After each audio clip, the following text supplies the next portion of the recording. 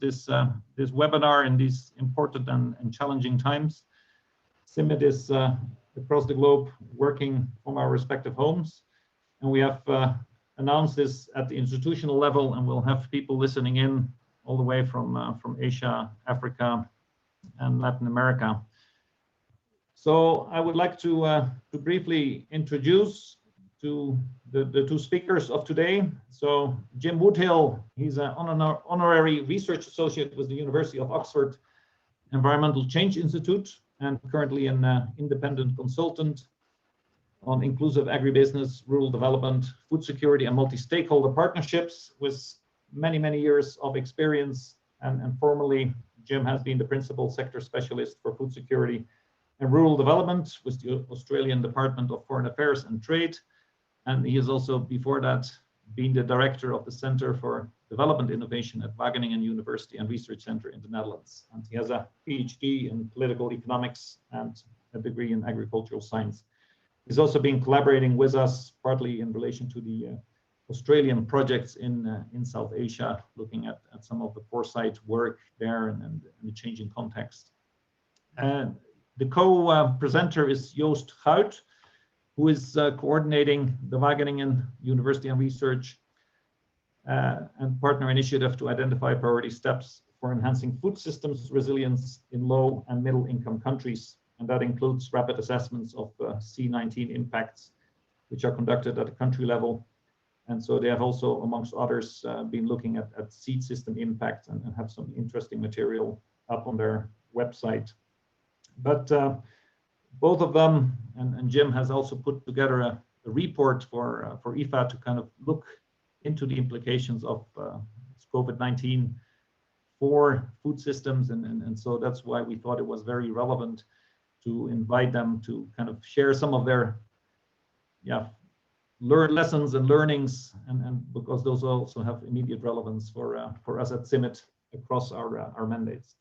So without further ado, I would like to give the floor to Jim, and maybe you can share your screen and the slides, and we'll have some questions and answers after your presentation through the chat box. So people, please share your questions in the chat, and we'll take those at the end of the seminar.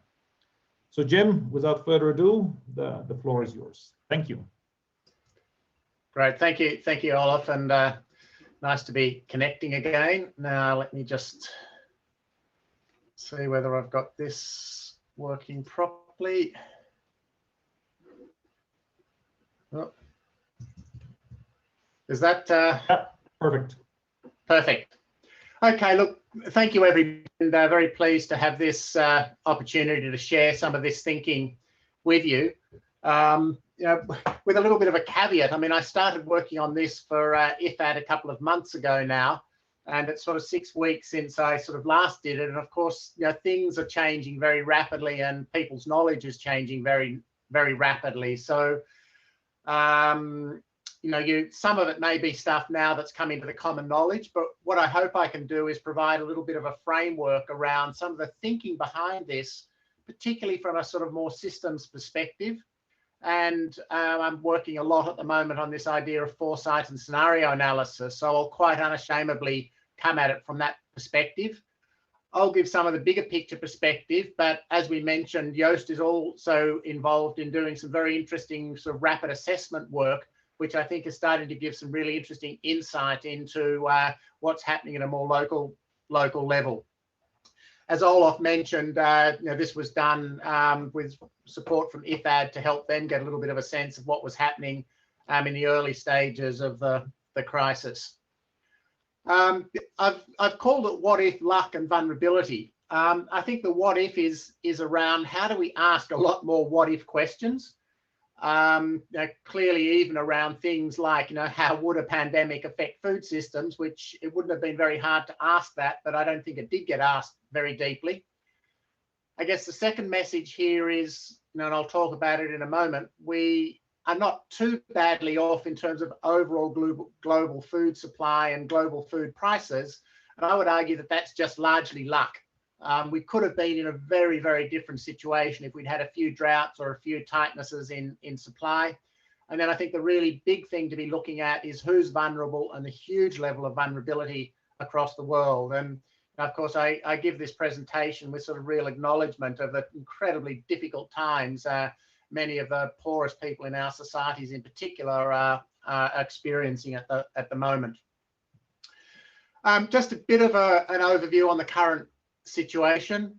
You know, as you'll all know, there's sort of a vast loss of income for many poor people, which is sort of leading to a very dramatic impact on nutrition, because then people are able to afford lower level nutrition or not even afford food at all. So I think what we're really seeing at the moment is around the sort of food accessibility issue rather than a food supply issue. Broadly, there does not seem to be, in the short term, any sort of global food supply crisis. And I was just looking at the Amos update this morning, which again was saying more or less that story, and even reporting that where there were some struggles with supply chains, they felt some of that was being managed. But Joost will talk a little bit more about the challenges there. What we have seen, and that of course led to the comments about famines of biblical proportions comment that came out about a month ago, is some very exacerbated difficult situations in food crisis hotspots, particularly in the Africa context, where we are seeing quite some diverse disruptions to fresh fruit value chains in different ways in different locations. The food price index globally has dropped somewhat, but we are seeing some local increases in food prices, but this is highly variable across different supply chains. Now, if we just think a little bit about the future, I think we still are facing huge uncertainties about the longer term production implications. If we think about what's happening with potential credit availability, the functioning of input supplies, access to extension support. And again, Joost will give us some sense of what's happening in a particular way around that. You know, these are very sector and location specific, which points to the need for much more specific information. We're seeing, of course, significantly increased vulnerability to future food and nutrition insecurity. That's really at two levels. One is, of course, at a household level. People have lost savings, they don't have their income, so massive vulnerability there for very, very large numbers of people. But also, of course, at a country and a global level, all of the resources have gone into trying to cope with COVID-19. So if we face any sort of future crisis in terms of weather events, then we're going to be very, very short on resources for tackling those sorts of problems. And of course, we're going to be seeing, you know, longer term effects of significantly increased poverty levels. So here, just to update you, you can find all of this stuff online, and everything that I'm talking about is available in the report, and I'll give you a link to that later. You can see here what's happened with the food price index, which has dropped since the beginning of the year. Since the crisis started, FAO and IFPRI have tried to get a better handle on what's happening with a range of different food products in a range of different markets. I've given some examples here. You know, these show that you are in some places seeing price rises of 10–15% on particular commodities in particular markets, but again, quite variable. But it does indicate that you know, there is a risk of food prices starting to rise over the longer term if all of this isn't managed in the correct way. And it also indicates the risk to more nutrition and nutrients dense foods and to fresh foods. Oops. So let me with that just jump over to Joost to give you a little bit of a sense of what he's seeing from some of the work he's doing and the methodology they have got for thinking about understanding changes in value chains. And then I'll come back to talk a little bit more about some of the scenarios and some of the response strategies.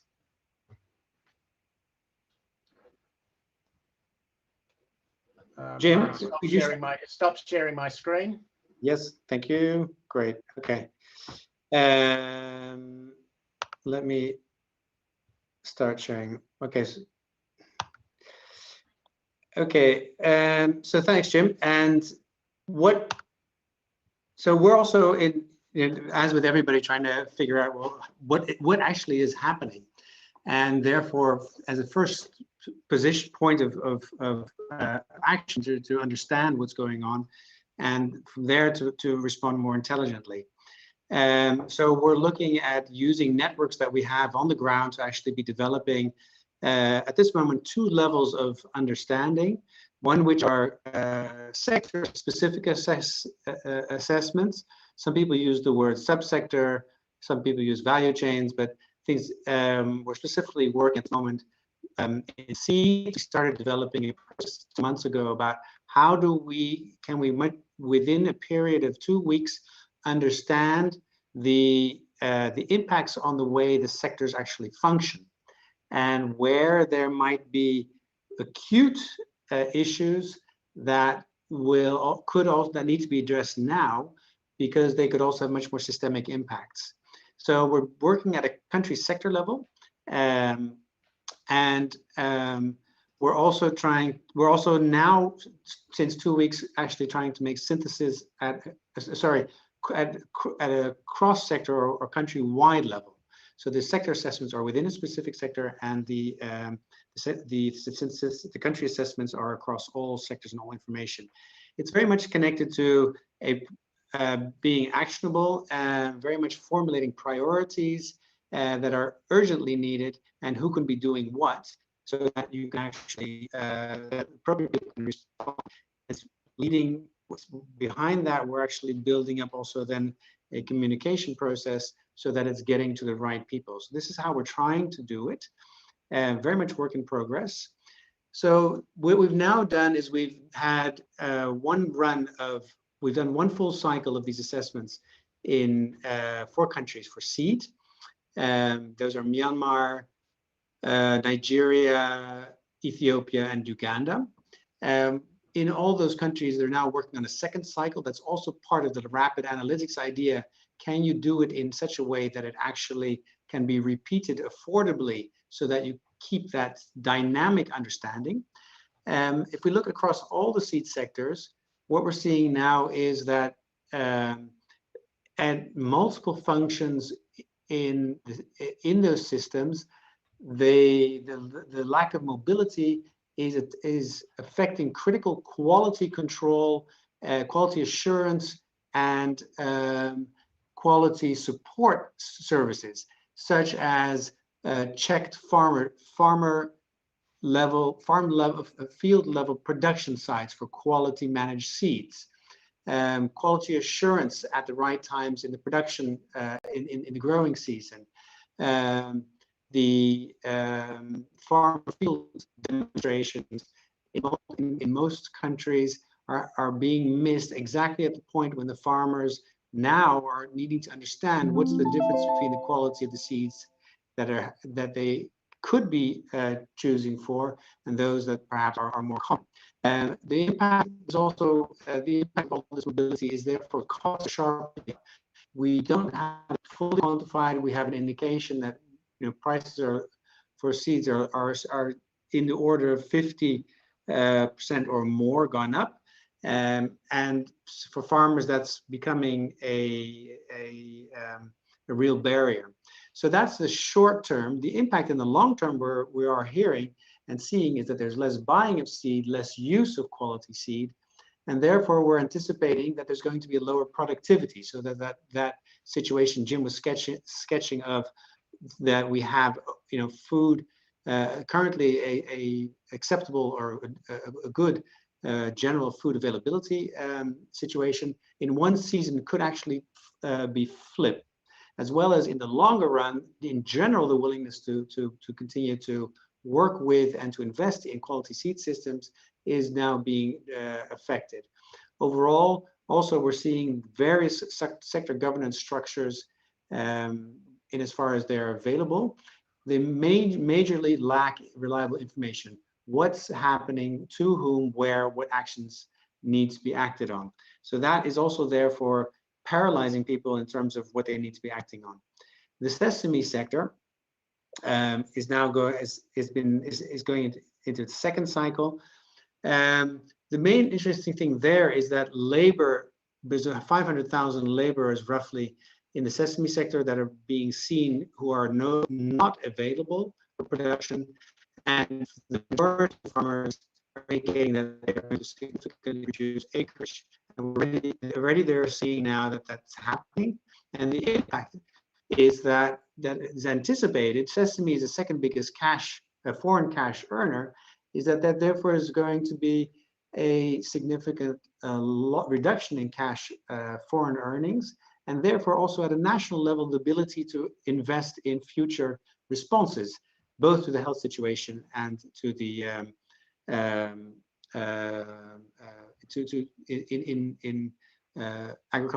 general agricultural needs.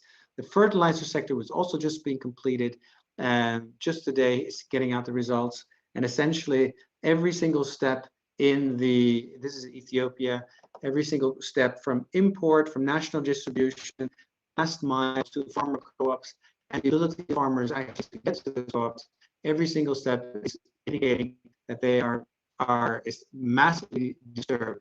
So overall, the anticipated effects now is that there's going to be a major shortage of appropriate or even well, in any way efficient kind of fertilizer for the coming season. So we haven't. The question now will then be, how do you model that to see how that works in potentially future impacts? Basically, I mean, all of this we're trying to do in a way we're trying to actually generate reliable, structured processes that can be repeated, so that we can come with trends rather than anecdotal based processes. And we use a model which looks very much at the functions of different sectors, because the functioning will determine is also the systemic implications that Jim was referring to. What we find is there's also points, and that what Jim's going to further pick up on is the need to be able to shift from a situation of luck to a situation of informed response.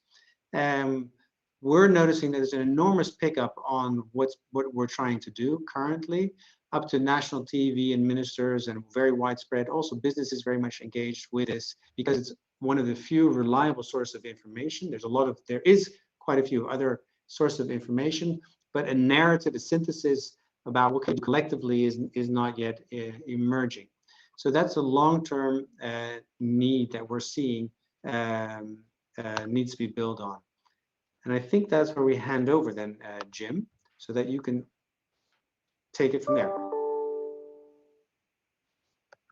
Great, thanks, Joost. So I just thought that was super interesting to hear, and it really brings to reality some of the practical challenges that are potentially emerging on the ground, and to be honest, how difficult it is to get that sort of information. So I think one of the things we saw was quite a scramble by the likes of FAO and IFPRI to try and develop mechanisms also that could even just look at prices.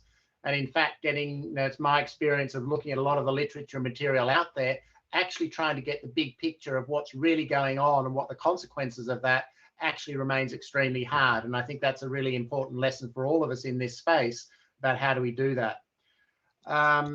Let me just continue then with sharing my desktop. As Jim's doing that, just to mention, we are now actually working on 4 country assessments where we're trying to do that kind of a synthesis.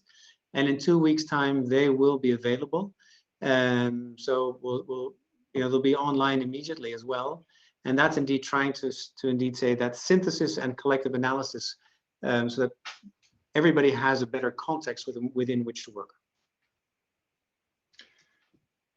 Great, thanks, Joost. So let me continue here, and I want to keep this to sort of another 10 minutes. So we've got a good half hour of speaking. So everything that I say here, the slides will be available, and there's a lot more detail in the report if you want to go back to that. So I guess I'd like to just maybe share some bigger picture, systems orientated thinking about all of this to generate the discussion.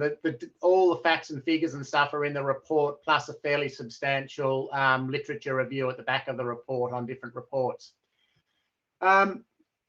We've heard a lot of people say that the COVID-19 is what you might call a black swan. In other words, an unpredictable, surprising, unknown event that suddenly comes around.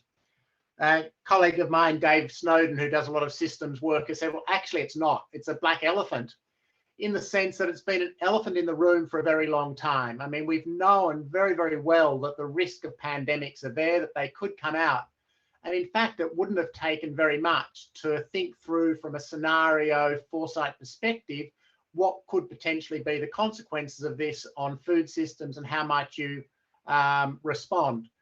To be honest, I haven't seen very much on that sort of thinking in most of the literature and most of the discussions and most of the meetings over the last decade, which I think as we move into more high-risk environments, the impacts of climate change, uncertainty, political instability, I think for all organisations and particularly groups like the CGIAR, really putting a much bigger effort into the foresight and scenario type thinking becomes really important.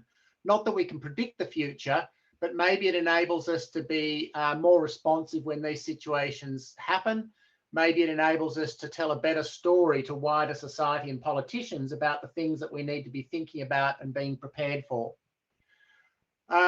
I mapped this out around scenarios, just thinking about the health impact and the economic impact.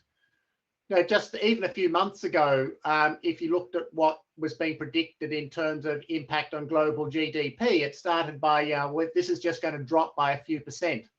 And so we could have considered that as a manageable disruption. I think we're now clearly in a sort of escalating crisis scenario. You know, we've seen drops in global GDP of, you know, around 5%, which is dramatically bigger than it was when we started. And if you look at how things are heading in the US at the moment, who knows where we're going? And so I think starting to understand where we might start to see collapsing systems becomes really important. And I guess that's both at a global level, but also a local level. And I think Joost was just talking about, you know, trying to get a sense of where might you be seeing around particular sectors things happening that mean that the system itself really just can't work, and how do we get early warning signs of that, and how can we perhaps try and respond to make sure that one can help push systems back to a more stable sense. And having the information to be able to do that is absolutely fundamental. I won't go through this in detail, but I mean, just to highlight in terms of where things are heading globally, the top graph on the left is the increasing number of daily cases of COVID-19, and it's clearly going up. So we don't yet have this under control.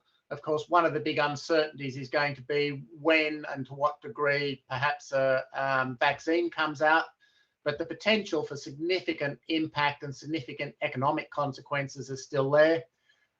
You can see that there's still quite a big variation in what's happening across different countries.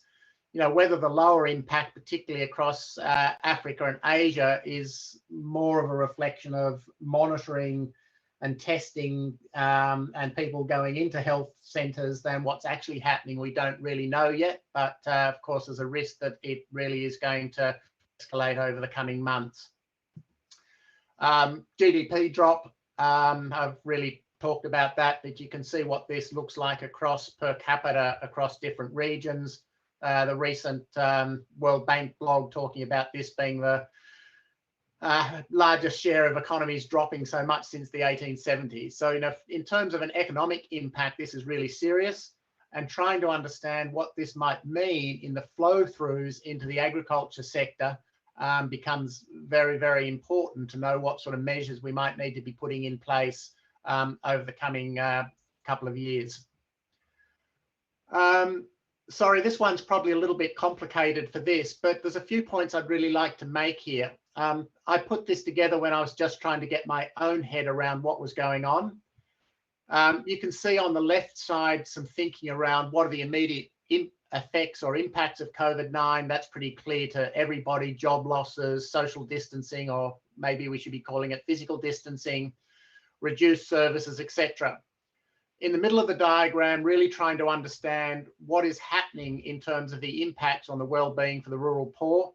And if you look at a household or individual level, really needing to understand the integration between livelihoods, food and nutrition security, health, education, resilience, and with gender being a really critical effect. So if you look at in the report, I've sort of fleshed out what are some of the specific gender impacts.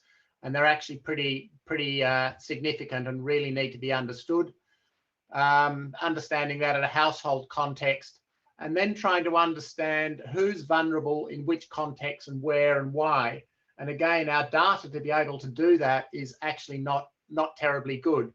But at an individual level, understanding the implications of gender or health or disabilities, different household characteristics, and understanding what all of this means in a political economic context, whether we're talking about fragile, conflict or marginal areas. So I think this is again an emphasis in this diagram, just about how do we understand and think about who's vulnerable where, and how do we keep the monitoring and assessment of that to understand what would be appropriate intervention strategies. At the bottom of the diagram, looking at some of the likely longer term systemic consequences, depending how the scenarios play out. But of course, we can't discount leading to some fairly serious social and political instability once the economic consequences of this really flow on, and what would be the consequences of that feeding back into the food system, even though the food system at the moment is looking relatively stable. So just highlighting again a few of these systemic consequences. So, I mean, we're all very aware of the huge backsliding in terms of poverty in the SDGs that we're likely to see. Considerably constrained development resources are very likely, with countries perhaps looking more inward or being less willing to contribute to development cooperation. I've already mentioned the risk of limited buffer for new crises. Whether this is going to lead to sort of a limited climate response and that going on the back burner, despite what we're all aware of the huge consequences that has for the agri-food sector and food systems, and the potential impact of inequality in terms of the political flow-on effects and instability. Looking across all of the reports that I sort of reviewed about 6 weeks ago now, essentially 10 broad areas came out in terms of what's needed to keep the food system functioning. Obviously protecting the health of workers. A big emphasis early on about the importance of maintaining trade, reflecting on the lessons from 2008. I mean, fortunately, we have seen trade basically maintained, and the dropping of the food price index, and the fact that we're fortunate in having relatively large food stocks and a relatively good season in most areas has meant that we haven't seen trade restrictions. But if we had that, we would be talking about a very different situation now. I think Joost and I have both talked a lot about the monitoring, assessing and communicating, and I think that's where a huge amount of effort needs to go. I think we're seeing a need for dramatically expanded social protection, but also huge gaps in being able to actually do that. And often those that are most in need are those that it's most difficult to access. So keeping food aid flowing in the crisis areas is critical. I've mentioned the importance of agri-food sector liquidity, and at the bottom row, I guess coming to some strategic longer term thinking around this, which I'll say a little bit more about in a moment. So these were essentially the 10 things that came out of, and I've covered these in a bit more detail in the report. But of course, putting all of these together and expecting a government to be able to respond to these all at once in this sort of crisis situation is pretty tough. And we're only just really at the beginning of, I think, seeing some of the consequences and how we can get our systems functioning to deliver on these 10 areas. And I'm just going to keep watching carefully on my time here. So all of that, I think, comes back to wanting to look pretty carefully at how do we understand different scenarios, and how do we understand an emergency response, a recovery response, and what I'll call a systemic response. In that, how do we protect ourselves from these things in the future? In the language that's starting to emerge, how do we recover better or build back better? And I think that needs pretty careful thinking by all sorts of organisations and institutions in what the role is they can play for that. How do they create a strategy for that? How do they think about that? And as we start investing in recovery things, what are the directions one needs to go? And I think that will require building, you know, a lot more alliances and support and thinking around this, that we just don't stumble forward in ways that actually doesn't help us to create the resilience that everybody's talking about that is needed. So a few key systemic responses here, and I guess again bringing this back to the idea of needing to do a lot more of asking what if, doing a lot more of unpacking what parts of food systems and which groups of people are vulnerable, and building up resilience.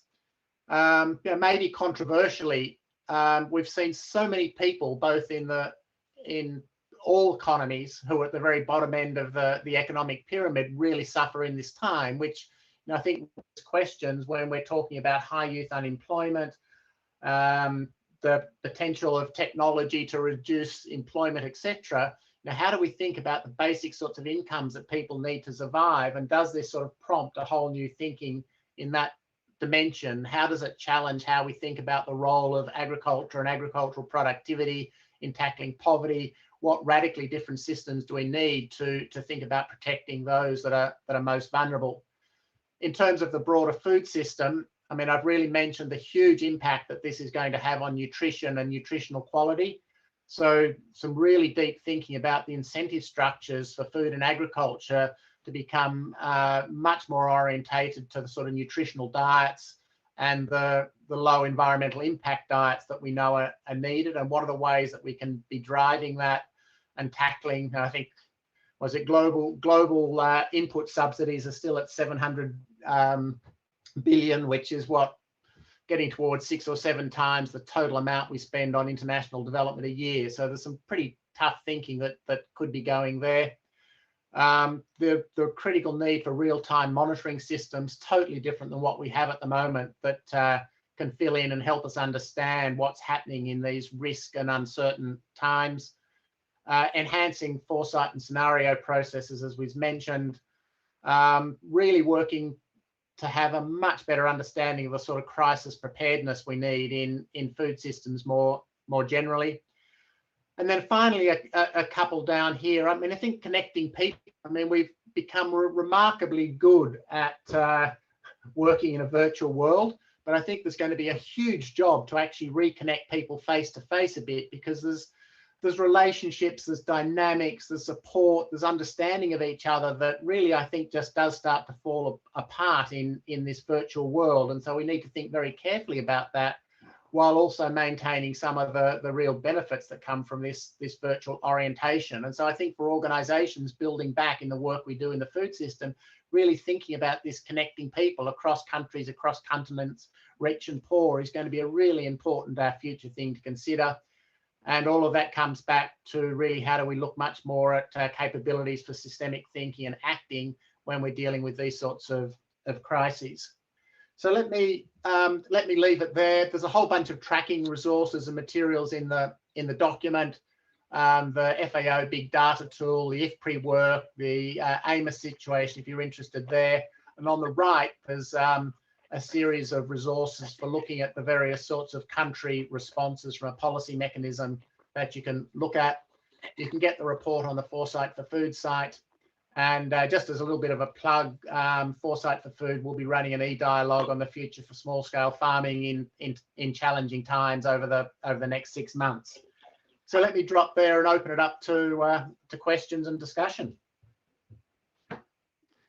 Okay, thank you so much, Jim. It was a very useful overview and synthesis and big picture thinking of many of the areas that everyone is struggling with, and it's also good to hear.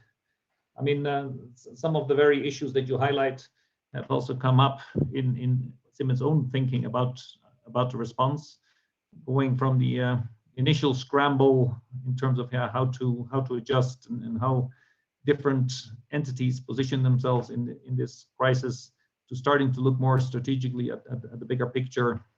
And so also like the 3 phases you identify, that's emergency, recovery, systemic. We're also very much on that front in terms of short-term, medium-term to longer-term implications of the system, and including some of the areas that you highlight in terms of looking at preparedness and scenarios of how CIMMYT as well as the whole 1CGR can better position itself in terms of this new normal as we start to build back better. We would like to open up for some questions. And well, first of all, just to notify you that we had nearly 198 participants. So there was quite an interest in well, what you were presenting.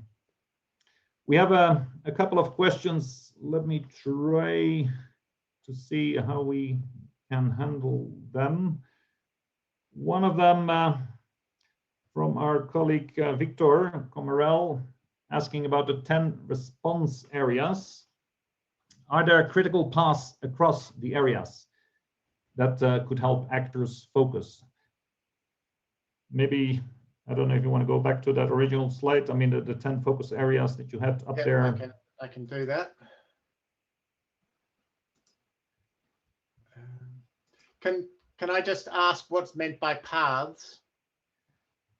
Critical paths across the areas in terms of, well, how actors can respond to those response areas is the way I interpret the question. Yeah, I'm not quite clear myself what I was asking, but it's just so overpowering to see those 10 response areas. And so, you know, for example, isn't there also an impact trade on other parts? Yeah, trade affects, for example, agricultural production and supply. You know, if there's more of a logical critical path, then you can also say, okay, at this point of the critical path, we can come in and we can make a quick difference as opposed to a difference that takes a lot of time to actually find solutions. Yeah, I mean, to be honest, these are a little bit in that sort of logic. So if you think, you know, the starting point was really to say, how do you protect the health of agricultural workers so you can keep agricultural supply chains functioning? So that's, you know, really a critical, immediate activity. That's happened, you know, to varying degrees of success in different places. I mean, early on, there was a huge emphasis on the trade. So we did get ministerial statements about trade, about maintaining trade, about not putting in trade barriers. A few countries started to do that, but that doesn't seem like it's taken off. So that's good. I think we've, you know, and there was a huge emphasis initially globally of talking around that. So I think that one's been controlled.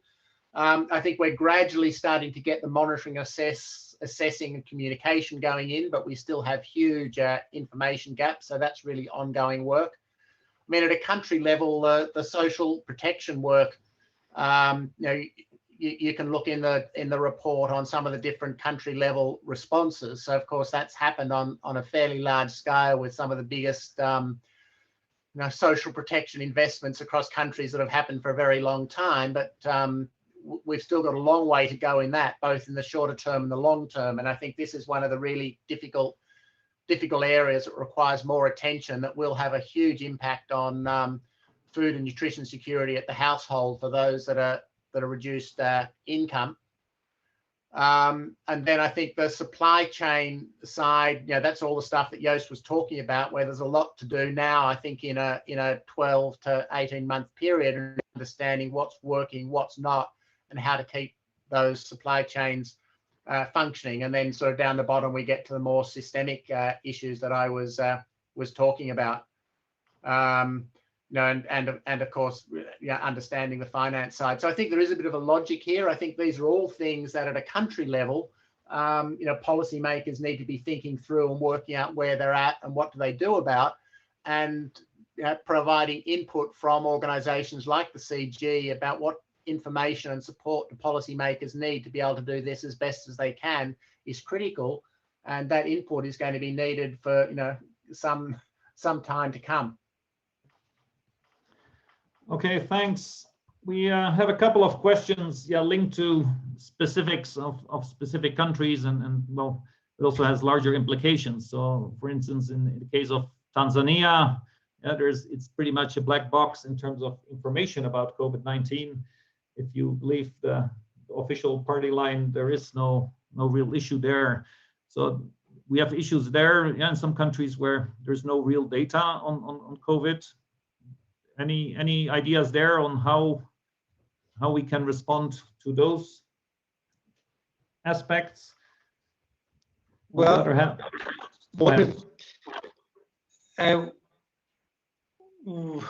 what we're noticing on the one hand, in some of the countries, there is a very clear possibility to build off the back of COVID, to set up the kind of things that Jim was also referring to, in the first 5 or 6 steps of the kind of responses that are available.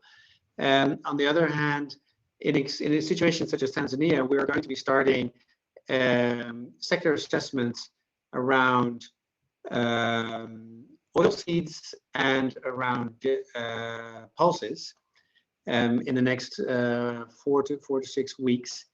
And we'll also be sure to also not frame it specifically around COVID, so as to avoid resistance, but to still do it in the similar manner as we're doing in other countries. So that you then, that's an entry point to at least be revealing the kind of pressures on the system without connecting it explicitly to situations such as COVID. And that creates, at least we notice in other countries, that creates a starting point for a collective discussion about what are the short and the longer term impacts that are going there.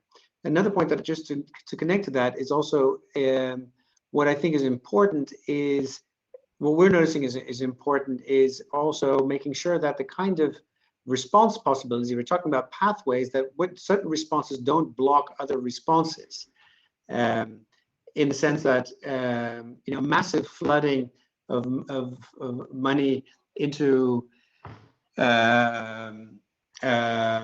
supporting businesses is large businesses, which certainly from a European level is going into lead firms who are working with low and middle income countries, is detracting the attention and also the money flow to be going to such things such as universal basic income for laborers and landless, who therefore have the ability to both buy food, which I think there's a question around demand. I don't think you need to.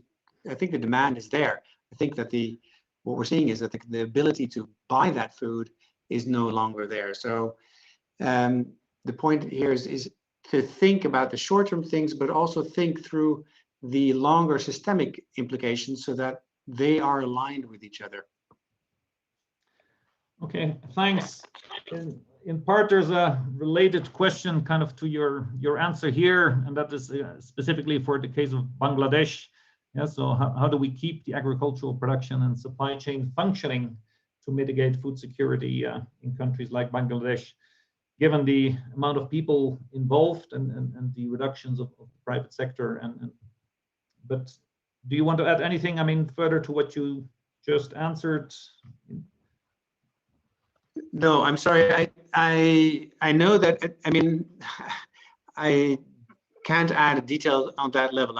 In 2 weeks' time, I would love to have this conversation again, because we'll have then done a country-level assessment of Bangladesh, and then we would certainly, having this conversation with that kind of a specific focus at a countrywide food system level would be great. Also to get to collect collective insights on coping strategies around the priority issues.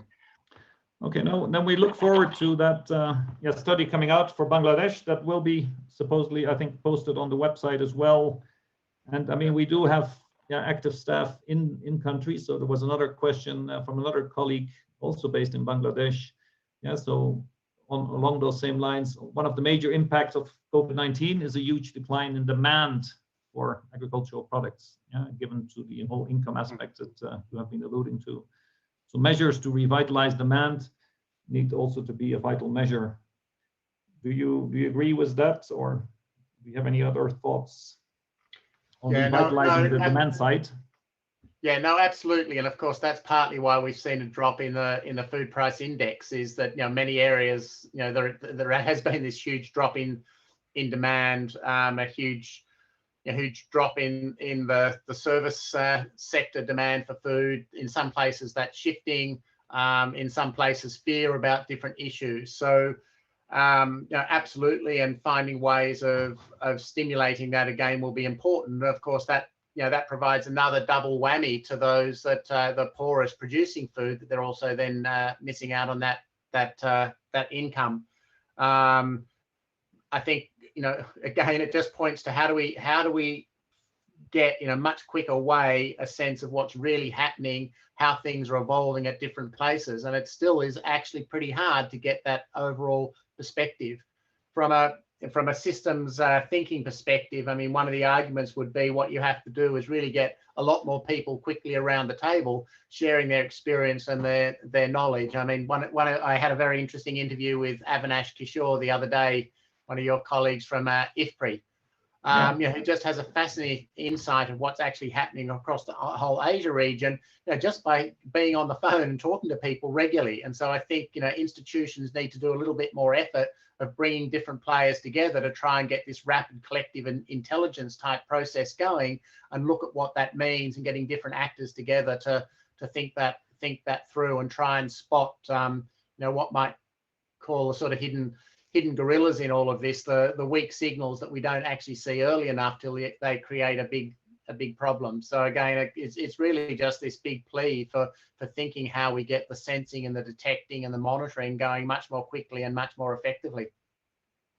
It goes very much back to your third area of the monitoring, assessing, and communicating, and see indeed how we better share the information around those fears. But also, as you develop these various reports, I mean, especially if they're country specific, some of our colleagues will be more than happy to also engage in the discussions, and so as a sounding board in terms of also help us think through, but maybe also for us to provide some further thinking in terms of areas to think about. Ola, I'm just wondering, if you think of all the farmers that we're connected to directly or indirectly via Rust Tracker, via the projects where we have model farmers and so on. I mean, I don't know, I'm wondering how deep and how broad the reach would be via CGIAR scientists and their networks to actually use that network for real-time information. No, I mean, it's definitely an area to look into. I mean, some of those, and so people have been adjusting some of the ongoing data collection efforts to see how to cope with the new challenges of COVID-19. But I think indeed across the whole One CGIAR, there's potential to collaborate better and share information around this fronts. And so I think it's a welcome initiative also in terms of looking. I particularly saw the seed sector assessments in those African countries that you were referring to, and the overall report. I mean, it definitely helps to put things out there, because indeed ministries and many people are overwhelmed by the amount of entry points and implications. So starting to think through some of the bigger picture and way how we can better link the dots between the different sources of information. Yeah, just to follow up on that, Victor. I've been talking about that with the APRA program that's run by the Institute of Development Studies here. So they've been doing a whole lot of work across Africa over the last couple of years. So they're actually explicitly using their whole network and going back to them now and using that to try and do sort of rapid assessments, slightly different to what Joost is talking about. But so I think using that potential to get that information quickly is valuable. I think the other thing I would say is there's two elements. I think there is the element of collecting the data to get a sense of what's going on. And there is the element of sort of collective sense making of what all of this means, because I think it's very easy to get overwhelmed by a whole lot of fragmented information, but it not really coming together to know, well, what does this actually really mean? And as somebody was saying before, then what should the response strategies be? So I think getting both ends of that sort of sense making in these really difficult times becomes very important. Yeah, no, fully agreed, and your effort is very much appreciated on that aspect to try and pull together the bigger picture and help us think through some of the implications. We have another question here on was the level of vulnerability of individual countries, especially in terms of food systems in Asia and Africa, assessed? So you have a couple of sector studies, but at the country level for the whole food system, were there also studies? No, we don't have that overview, and it's at the moment it's also not our intention to have that overview. I mean, I think there are organizations such as within the CGIAR, such as IFPRI and others who have much more that global or international regional perspective. What we're trying to add to that sense, that understanding, is more the narrative that's built from the bottom up, and our focus, because there's a focus at a country level, because that's also the level at which most actions can be undertaken. So from the information and the analysis and the collective sense making, such as Jim described, which is very much all part of the process, that is leading to a collective agreement on these are priorities that we can all act on, and it's also within our space of control. So we don't yet have that perspective in that. It's just not within our as yet within our scope. Okay. Thanks. I mean, you have put out a number of seed sector assessments. I think I recall Nigeria, Uganda, and there's a couple of others. Do you have prospects to look beyond those, or are those the focal countries? And similarly, are there other countries that you're looking at? I mean, you just mentioned Bangladesh, and so is that seed sector, or is that what are you looking at in Bangladesh? And where there's two strands of work. So the country level work, where we're looking at Bangladesh, Ethiopia, Mali, and Kenya.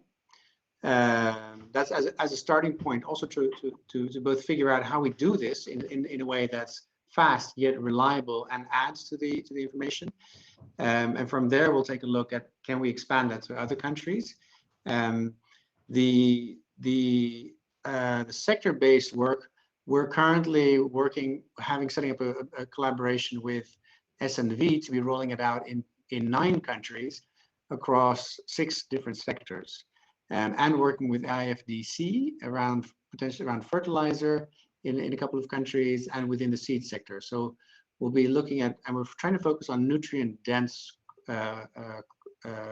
sectors at this moment on the whole, besides the fertilizer and the seeds, because of the importance for food security, and in particular for the more vulnerable.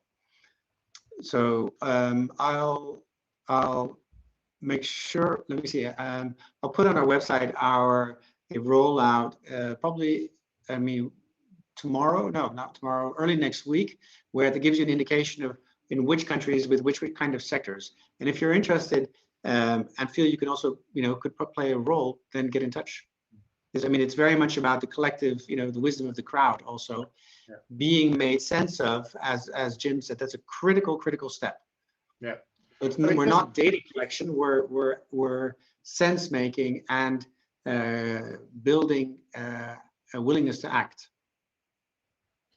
Okay. Olaf, I think coming back to one of the earlier questions as well, we've tended to look at food security in terms of just the hotspots, but I think what we're seeing now, of course, is vulnerability right across the board.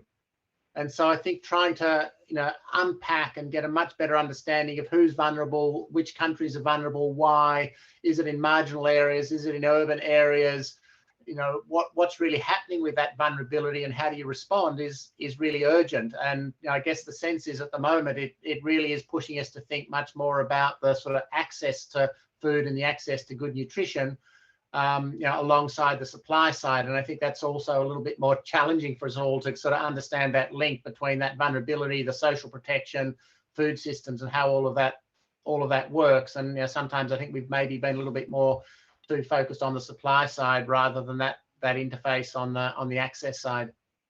Okay. There was another question. I mean, you Joost also answered in terms of nutrient-dense crops, and like you presented sesame on in Ethiopia. So oilseeds and pulses are not the major food security crops in countries like Ethiopia, and they are of course export crops. So why did you actually land onto those crops, or is there any reasoning there? Well, there is also, yeah, it's the how to say it, the serendipity of innovation. We have a very strong network in Sesame, and to be able to make sense, what we also learned is you need to have a strong network of collaborators, people who know the local context, the willingness and ability to bring that together in a short period of time. And we have that in Sesame, so that is certain. That's one reason that we stepped in there. At the same time, they are critical. I mean, they are critical foreign export crops, but also, well, I mean, I hardly dare say anything. You know, I know that, for example, in Tanzania, that import of cooking oil is a major burden on foreign earnings. So in that way, to, you know, with foreign earnings being under threat, what's that going to do with the supply of oil, cooking oil, and which is also an important part of the whole nutrition equation. Yeah. Okay, we nearly need to wrap up, but I have another question here from Bruno on labor shortages induced by the COVID-19 crisis, and they seem to have a major impact on production on several regions across the world. Any insights on that aspect and options to respond to the current crisis and building resilience for possible similar events in the longer future? So particularly on the labor shortages induced by the COVID-19 crisis. In terms of, well, one of the areas that we certainly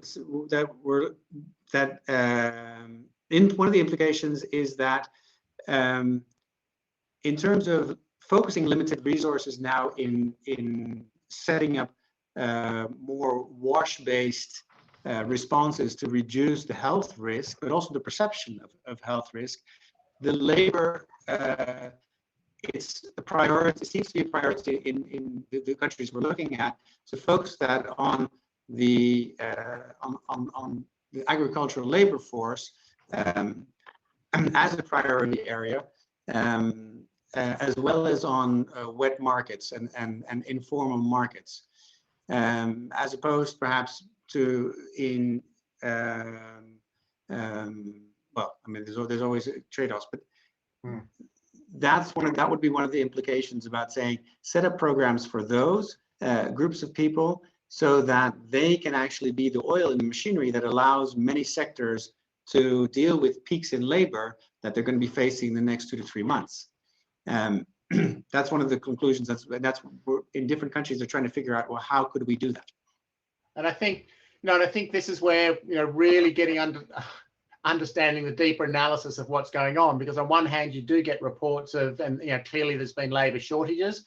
On the other hand, we've also seen a very significant return of people to urban areas and other parts of the economy collapse. So that would also suggest that there's probably also going to be people looking for work and looking for labour. So I think trying to understand that whole dynamics in particular context and what does that really mean, and not letting sort of one anecdote from one place actually drive the overall thinking, which again comes back to this critical need for a bit more synthesis, a bit more analysis, a bit more understanding of what's really going on, so you can respond properly. And I think that was also one of the lessons from the Ebola work as well, is what people assumed would happen as a response to Ebola wasn't necessarily what happened. And when they started monitoring what was happening, it sort of challenged initial assumptions. So again, careful thinking through all of this, what it means, working out that you're actually intervening in the right way, but then also checking your interventions to make sure that they actually are doing what you think they're doing, all becomes a really critical part of the overall puzzle and response strategy. Yeah. No, and indeed, one of the other questions related to unemployment problems, so kind of what you already alluded to. So yeah, even where we have labor shortages on the one hand, for large masses, there's also increased unemployment and income shortages, and so it's a complicated problem that we need to put into the necessary context. I would like to start wrapping up and really again appreciate for you're very clear, both Jim and Joost, your clear presentations and putting some of the bigger issues out there to help us think through some of these scenarios. Yeah, and so even like the slide you had on the four scenario, well, the three scenarios in the four quadrants, we are also similarly struggling with that in terms of, okay, what are some of the strategic implications for CIMMYT if indeed the system starts to collapse in certain areas, or this crisis is escalating in others. And so indeed, how do we handle what's for some seem to be a black swan, but in some ways we do agree with your analogy that maybe the black elephant is more appropriate, because I mean, the Lloyd study and other studies have highlighted the vulnerability of the current food systems to major crises, and even Bill Gates and other luminaries have alluded to that such a human virus could be a big factor in that's going to disrupt the system. And unfortunately, we're seeing the consequences even after not learning enough from the previous SARS and avian flu and other crises. But there are major implications of starting to think through how we can make the system more resilient. So I really also want to encourage those that lasted all the way. I mean, we got various letters of appreciation for the presentation. Some people have to already step out, but others, I mean, we have the report that Jim has authored that was listed, the hyperlink was provided in one of the slides. Yeah, there's a more detailed report that elaborates on this, and then Joost and his team, they have been putting out on the website that was also, there's a hyperlink there. They have been putting out all these seed sector assessments in the different African countries, and with other studies coming up as was being alluded to. But overall, really wanted to appreciate your effort to share this thinking with us and help think through, and thanks also to the large audience across the different continents that have been listening in, and also happy to explore further how we can collaborate and see how we can better share information and take this forward, because we're in this together, and definitely I think there's a lot of scope to better share and build on each other's efforts as we look in how to make the food systems more resilient. So thank you so much, Jim and Joost. Pleasure. Nice to connect with everybody. And yes, we've all got challenges ahead of us, but we've just got to keep the communication open. So thanks very much for the opportunity. Okay, great. Thank you so much, huh? Thanks a lot, everybody. Bye.